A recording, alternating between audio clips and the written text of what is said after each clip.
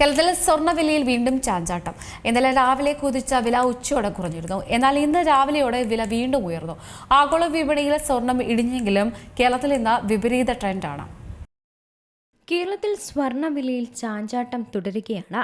ഇന്നലെ രാവിലെ കുതിച്ച സ്വർണ്ണവില ഉച്ചയോടെ കുറഞ്ഞിരുന്നു.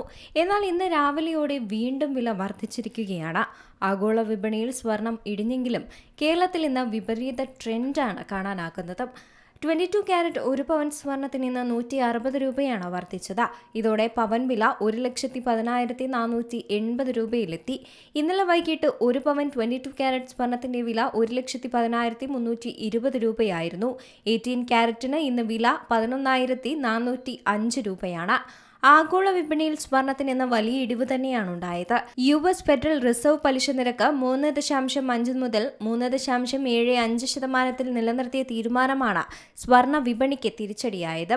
ഉയർന്ന പണപ്പെരുപ്പ നിലവാരം കണക്കിലെടുത്ത് നിരക്കുകൾ മാറ്റാതിരിക്കാനുള്ള തീരുമാനത്തോടൊപ്പം തന്നെ ഡോളറിന്റെ ശക്തി, ട്രഷറി ഈൽഡുകളിലെ മെച്ചപ്പെട്ടതും എണ്ണവിലയിലെ ഉയർന്നതുമെല്ലാം സ്വർണത്തിന്റെ ആകർഷണം കുറയ്ക്കുകയും വിൽപ്പന സമ്മർദ്ദം വർദ്ധിപ്പിക്കുകയും ചെയ്തിട്ടുണ്ട്.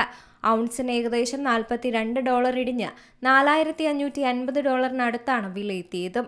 എന്നാൽ ഫെഡിന്റെ പ്രസ്താവനയിൽ അടുത്ത യോഗങ്ങളിൽ നിരക്ക് കുറയ്ക്കാനുള്ള സാധ്യത തള്ളിക്കളയാത്തത് ദീർഘകാലാടിസ്ഥാനത്തിൽ സ്വർണത്തിന് ചില പ്രതീക്ഷകൾ നൽകുന്നുമുണ്ട്.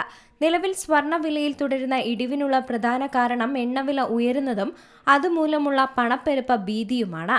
ഉയർന്ന പലിശ നിരക്കുകൾ തുടരുന്നത് ഡോളറിനും ബോണ്ടുകൾക്കും കരുത്ത് നൽകുന്നതുകൊണ്ട് വരുമാനമില്ലാത്ത ആസ്തിയായ സ്വർണത്തിന്റെ ആകർഷണവും കുറയും.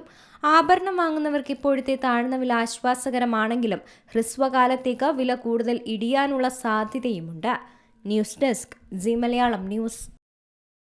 ഏറ്റവും പുതിയ വാർത്തകളും വിശേഷങ്ങളും വിരൽത്തുമ്പിലറിയാൻ സീ മലയാളം ന്യൂസ് എല്ലാ ഡിജിറ്റൽ പ്ലാറ്റ്ഫോമുകളിലും ലഭ്യം.